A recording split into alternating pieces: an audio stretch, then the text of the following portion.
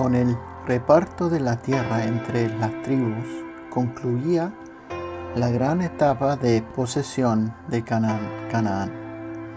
Dios había cumplido fielmente su compromiso con el pueblo, sacándolo de la esclavitud de Egipto, conduciéndolo con protección durante 40 años por el desierto, introduciéndolo en la tierra prometida y dándoles las heredades correspondientes a cada uno de las tribus.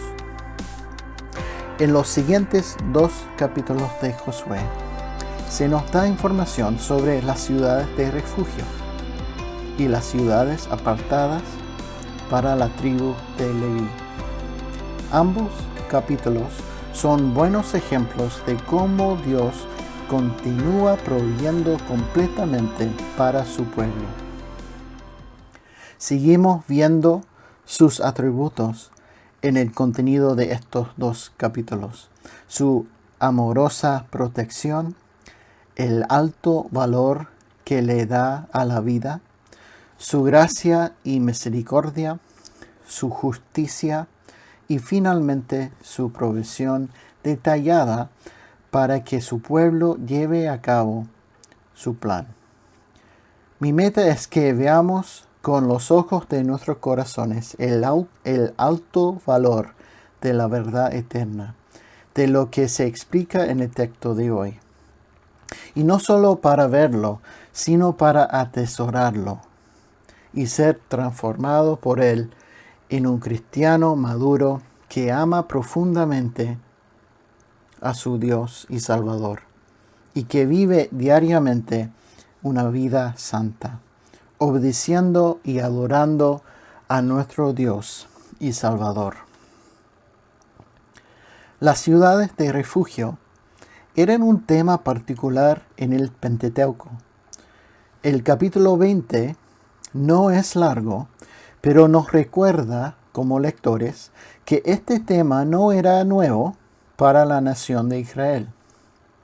En los primeros versículos de Josué 20, vemos en el versículo 1 a 3 el cumplimiento de Números 33 a 35 y Deuteronomio 19. La instrucción para el establecimiento de las ciudades de refugio procedía directamente de Dios por medio de Moisés. Y ahora Jehová con Josué es el que asume todo el proceso de manera directa.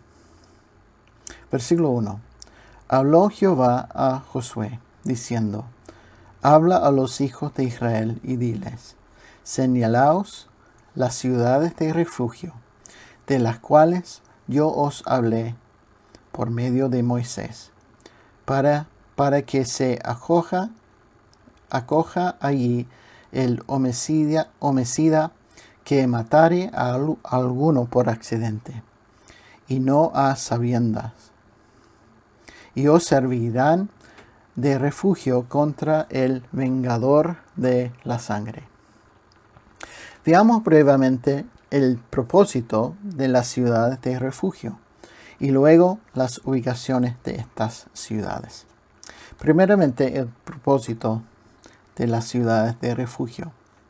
Su establecimiento y función fue dispuesto y legislado por Moisés antes de la conquista de la tierra prometida. Las ciudades estaban destinadas a ser parte esencial de la vida y gobierno de la nación del pacto. Fue una institución necesaria para el equilibrio justo en una sociedad teocrática que preservaba la vida humana bajo una serie de requerimientos que demostraban no ser mero capricho de un Dios omnipotente. Esta tierra de Canaán era la tierra del Señor. Cómo comportarse en la tierra y cómo obtener justicia eran temas importantes. El derramamiento injusto de sangre sería una mancha en la tierra que el Señor le había dado. La razón para el establecimiento de las ciudades de refugio tenía que ver con un lugar de protección para los homicidas involuntarios. Eran ciudades de asilo o un baluarte que limitaba los derechos que pertenecían al pariente más próximo a la víctima. A este pariente se le llama vengador de la sangre. La palabra hebrea, goel, que se aplica a un vengador de la sangre, es un participio de gaal, cuyo significado recuperar, recomprar o redimir. El pariente más próximo era la única persona que podía vengar o retribuir la muerte en el lugar donde encontrase al homicida. Todo homicidio voluntario era castigado con la muerte del homicida. Sin embargo, cuando el homicidio no había sido voluntario, se proveía de las ciudades de refugio donde estaría a salvo. Las instrucciones para el uso de las ciudades se habían establecido antes en la ley de Moisés.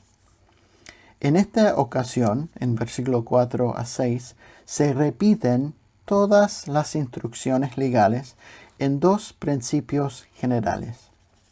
Primero, la presentación del homicida involuntario a la puerta de la ciudad, exponiendo su caso a los ancianos. En segundo lugar, la habilitación de un lugar donde residiese hasta la muerte del sumo sacerdote, ocasión en que por amnistía general podía salir seguro y volver a su ciudad de origen. Las ciudades de refugio ofrecían varias cosas a los acusados. Podían encontrar en Dios un refugio seguro para su vida. Dios era el que sustentaba su vida mientras permaneciera en él, pues fuera de él lo único seguro era la muerte. La permanencia en Dios implicaba un juicio justo para apartar lo cierto de lo falso, para así ser liberados de la muerte. Estas ciudades servían como recordatorio permanente de la misericordia y la gracia de Dios. Eran también una solemne advertencia para todos sobre la importancia de la vida y el cuidado que se debe tener para no hacer mal al prójimo. Los versículos 7 y 8 nos entregan la información acerca de las ubicaciones de las ciudades de refugio. Eran 6 ciudades y las primeras 3 al oeste del río Jordán. Se detallan de norte a sur. El texto dice que señalaron las ciudades. El verbo significa santificaron o consagraron aquellas ciudades para el fin que Dios había establecido. La primera ciudad en el norte de Canaán era Cedes, en la tribu de Neftalí. Estaba situada en Galilea. El nombre significa justicia. La segunda ciudad fue Siquem, en el límite de Efraín y Manasés. Su nombre significa hombro, probablemente por el lugar en que estaba situada. En tercer lugar, en el sur, en el territorio de la tribu de Judá, estaba la ciudad de Hebrón. Estaba situada en la zona montañosa de Judá, al oeste del Mar Muerto. Su nombre significa compañerismo.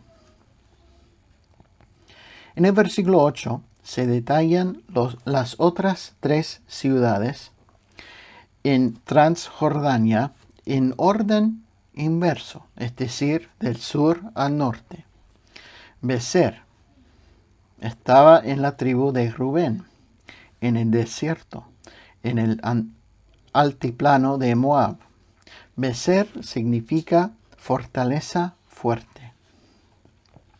La segunda ciudad era Ramot, al norte del territorio asignado a la tribu de Gad. Su nombre significa exaltado o elevado. Finalmente era Golán. Su nombre significa gozo o exultación. Versículo 9 nos da un resumen y una nueva reiteración de la razón por la que se habían designado.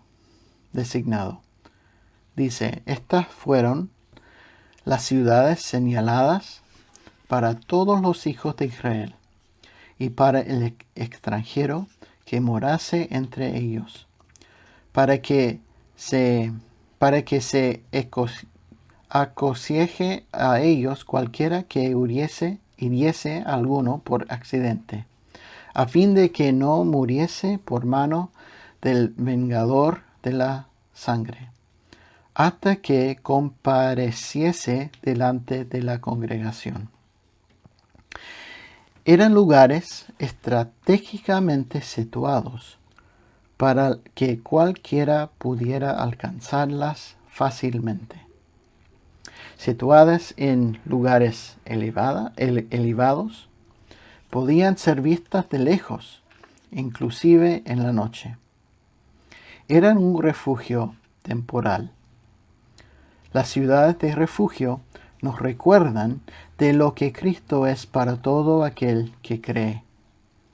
La responsabilidad del hombre antes las demandas divinas a causa de su pecado trae como resultado condenación y muerte eterna.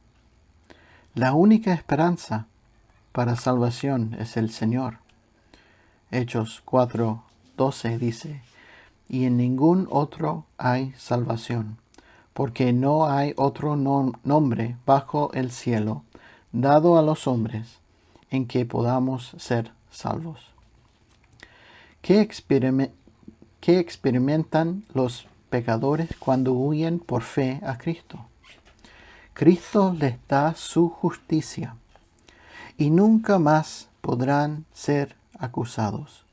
Ninguna condenación hay. Romanos 8:1. Como un buen pastor, los carga sobre sus hombros y entran en comunión y compañerismo con Él.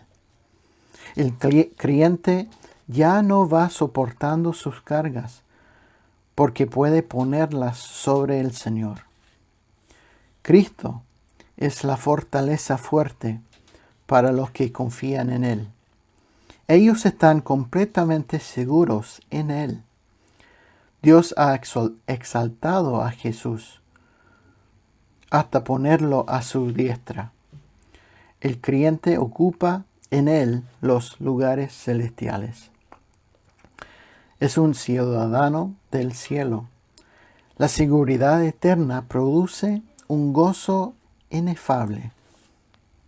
La experiencia de la vida cristiana debería ser una continua satisfacción y descanso en Cristo, aun en medio de las pruebas y dificultades, porque la eterna seguridad está garantizada para quien está en Él, en Cristo.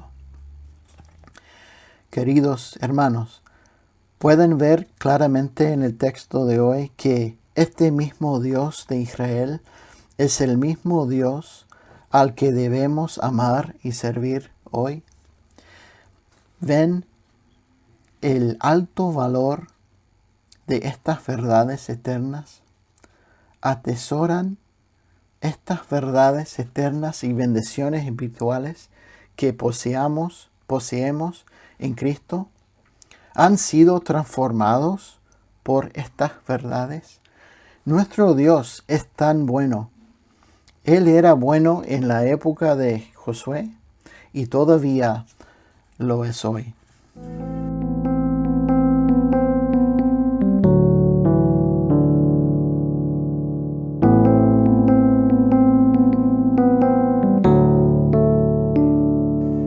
En el capítulo 21 pasamos al tema de la herencia de la tribu de Leví. Como ya hemos visto en capítulo 18, versículo 7, los levitas no tenían porción de tierra, sino el sacerdocio de Jehová fue la heredad de ellos. El capítulo 21 nos brinda la información y las ubicaciones de las 48 ciudades levíticas. Estas ciudades fueron la única herencia material de la tribu de Leví. Era su lugar para vivir y servir. Su verdadera herencia era el Señor mismo, como él había dicho. Las ciudades estaban ubicadas a propósito en las regiones de todas las tribus, para que los levitas pudieran ministrar y servir en las responsabilidades del santuario y más tarde en el templo. Y estar entre la gente para animarlos a seguir a Dios y su pacto. El ministerio de los levitas se explica completamente en Números 18. En esta imagen se puede ver el contenido del capítulo resumido de la siguiente manera. Las ciudades se dividieron de diferentes tribus y se entregaron a las diferentes familias levitas. Por ejemplo, los hijos de Aarón, el sacerdote, los otros hijos de Coat, los hijos de Gersón y los hijos de Merari. A medida que leamos el capítulo, veremos cierta frase que se repite una y otra vez. Es la frase con sus ejidos. ¿Qué frase más extraña de encontrar? Está en todas partes en este capítulo. ¿Cuántas veces se usó en el capítulo 21? Piensa conmigo mientras trato de hacer algunas conexiones para ayudarnos a comprender mejor por qué esta frase es tan importante. Estas ciudades, con sus ejidos, fueron para los levitas. ¿Quiénes eran los levitas? Eran la tribu sacerdotal a cargo de todos los sacrificios y las responsabilidades de adoración para la nación de Israel. ¿Qué se necesita para los sacrificios según la ley de Moisés? Animales. ¿Dónde viven y crecen los animales? En los ejidos, en el campo. La provisión de Dios para que su pueblo siguiera su plan de adoración se cuidó hasta el más mínimo detalle. Vemos en la provisión de Dios de las ciudades con los ejidos una herencia de gracia. Cada ciudad, cada área alrededor de esas ciudades fue un regalo de gracia. Fue inmerecido. Era un lugar de vivienda para un pueblo que hasta ahora no tenía hogar. Vemos en la provisión de Dios de las ciudades con sus ejidos una belleza divina de diversidad. La tierra de Canaán al igual que las tribus, era muy diferente. Habían ciudades en los valles, en el desierto, en las montañas y en los llanos. Vemos en la provisión de Dios de las ciudades con sus ejidos una fuerza de unidad. La división de la tierra y sus ciudades se hizo con miras a la unidad. El potencial de una nación fuerte bendecida por Dios era grande. Si se alimentaba esta unidad y fidelidad al pacto. La principal responsabilidad de los levitas era recordarle al pueblo de Dios, de sus obras, de sus promesas y su pacto. Cada ciudad tenía un propósito funcional. Entonces, incluso en un capítulo lleno de nuevos nombres y 48 ciudades, continuamos encontrando el importante énfasis en quién es Dios y lo que ha hecho y lo que promete hacer. Nosotros, como los levitas, como los israelitas hace mucho tiempo, servimos a un Dios digno de confianza completa. Un Dios para ser amado. Un Dios para servir y atesorar. Un Dios al que adorar con toda nuestra vida.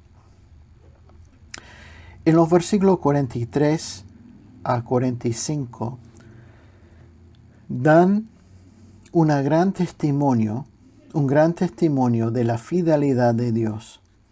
Estos versículos están en el centro teológico del libro de Josué. Se repiten intencionalmente las preocupaciones del capítulo 1, específicamente los versículos 2 y 3, 5 y 6. Establece conexiones claras entre todo lo que hemos estudiado en el libro hasta ahora. El versículo 43 resume los capítulos 13 a 21, mientras que el versículo 44 resume las victorias de los capítulos 1 a 12. Y finalmente, el versículo 45 conecta toda la narrativa de Josué. El autor sigue enfatizando la fidelidad de Dios. Miren conmigo la frase en versículo 43, que había jurado. Versículo 44, conforme a todo lo que había jurado. Y finalmente en 45, no faltó palabra de todas las buenas promesas que Jehová había hecho a la casa de Israel. Todo se cumplió. En cada situación cumplió su palabra. Estas son declaraciones teológicas importantes, pero también son declaraciones de adoración. La teología siempre está en su mejor lugar cuando incluye adoración. Cuán maravilloso, hermanos, es nuestro Dios, que guarda su obra y su palabra. Él es fiel y debemos adorarlo y atesorarlo por eso. El libro de Josué se cierra en sus capítulos finales con un desafío final a Israel por parte de Josué. Un desafío que se puede resumir en una pregunta. ¿Israel continuará obedeciendo a Dios y será bendecido? ¿O desobedecerá a Dios para servir a otros dioses y será maldecido? Una pregunta muy importante que la nación de Israel enfrenta ahora al final del libro de Josué, mientras pasen sus primeros años en la tierra prometida. ¿Cómo responderán los israelitas?